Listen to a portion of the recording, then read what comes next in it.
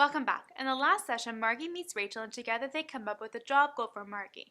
Given her background, experience, and job goal, Rachel and Margie decided that an infographic resume would be a perfect supplement to Margie's traditional resume and make her stand out from the crowd. Let's pick off where we left off. I actually have a student with me today who is an expert with infographics. I know she'll be a great peer mentor for you. Let me go get her. All right. Margie, this is Regina. Hi, Margie. Nice to meet you. Nice to meet you too, Regina. Now, I know that you're in great hands, so I'm going to leave you guys, okay? All right, thank you. Thank you.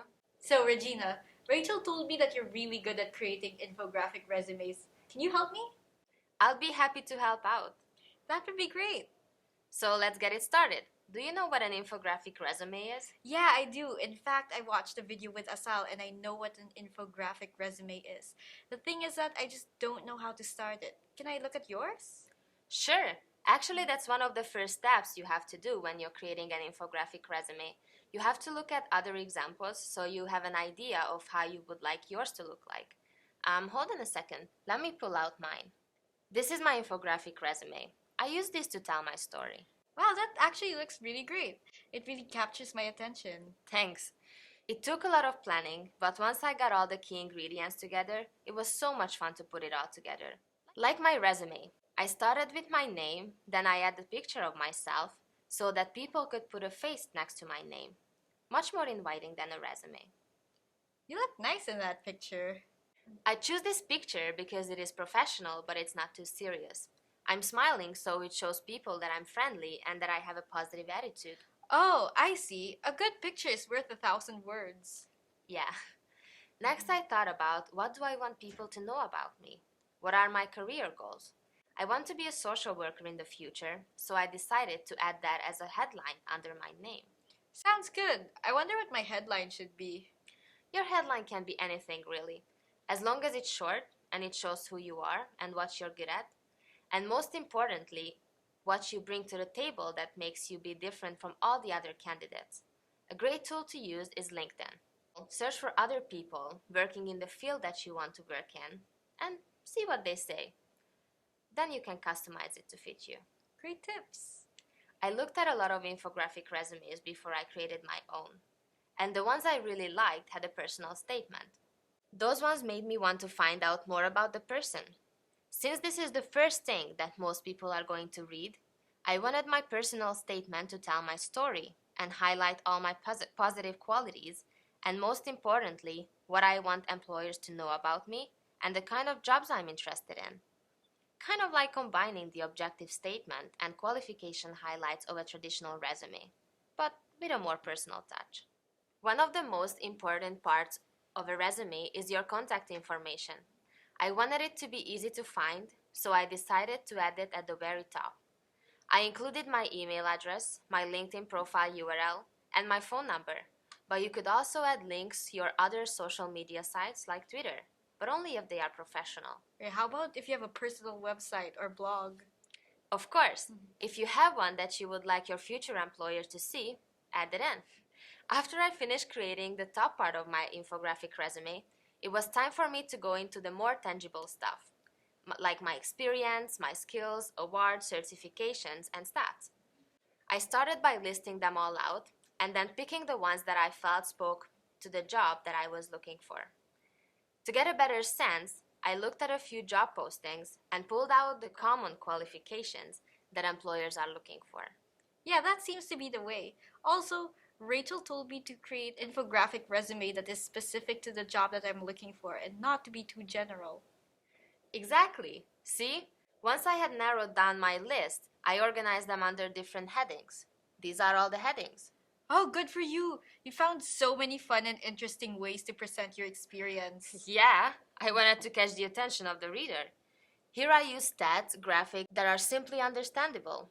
Don't you think that it makes my experience more relatable? Yeah, it does make more sense, and I like these icons. I like them too. That is why I choose them for my awards and certifications.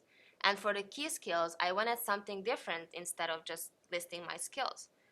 That is why I choose to add the progression bar. See? Here. It listed my skills and also showed my level of expertise for each skill. I wish I could do that, but the thing is that I don't have much paid experience. Have you volunteered? Yeah, I have. Me too, I love volunteering, but I don't have a lot of paid work experience either. My volunteer experiences have taught me a lot, and I wanted to show all the different skills that I learned from it. That is why I choose to create a timeline for my experience. I wanted to show each experience taught me something different. So is this in chronological order? That's right. And then I choose to make a wider blocks for the ones that I learned the most from. Then I put the position name, length of the time, location, and a brief description of the things I did, if it wasn't clear. But what do you mean? For example, translator is easier to understand. So instead of saying I translated from Hungarian to English, I decided to focus on the different places that I have translated for. School ambassadors, in the other hand, it's kind of confusing, so I explained that. There's so little space. Is that why you only chose to highlight a few tasks? Yeah, I choose the most relevant. Yeah, I really liked how you showed a new skill in each position with the timeline. Thanks. I'm happy that you also highlighted your bilingual skills. I'm also bilingual, and I think I can put that on my resume too. Absolutely. Being bilingual is really helpful, especially if I'm looking for that kind of job. Is that why you put it under fun facts? Yeah, I think it really shows my cultural heritage. And accordion too? Yeah, I even won an award in Hungary. Oh, cool! I've never met anyone under the age of 75 who has played accordion. Thanks. I put that under my hobbies section as well because I wanted to show the employer that I'm a well-rounded person, and I wanted to show different ideas, that different values I can add to their organization.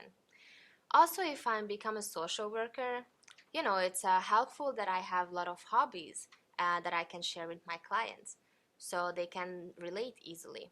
Oh, wow, I never thought of it that way.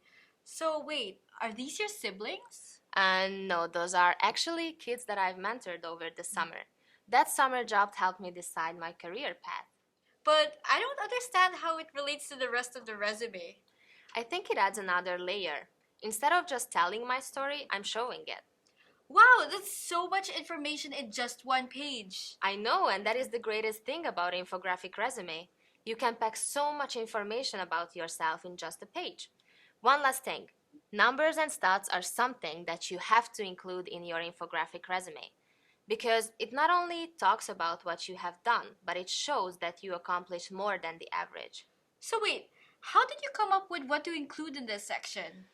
So I thought back to some of my key accomplishments and something that I was really proud of. For example, my volunteer hours. So I used stats to show that. Wow, that sounds impressive. And I actually really love the personal touch of the quote you added. Thanks. Wow, thank you so much for sharing all of that with me, Regina. But wait, I have one more question about design. Yep. So, how did you decide which fonts or colors to use? That is a great question. I wanted my infographic to look clean, so I picked a few colors and fonts and I stuck with them throughout. You can find some great resources online and you can use them. Okay, so I'll keep that in mind. And thank you so much, Regina. I can't wait to get started on my own. You're very welcome. In this session, Regina helps Margie with her infographic resume. Regina shares her infographic resume, recounts her thought process when she was creating it, drawing Margie's attention to some of the main ingredients. The profile header, which is the first thing that employers will see.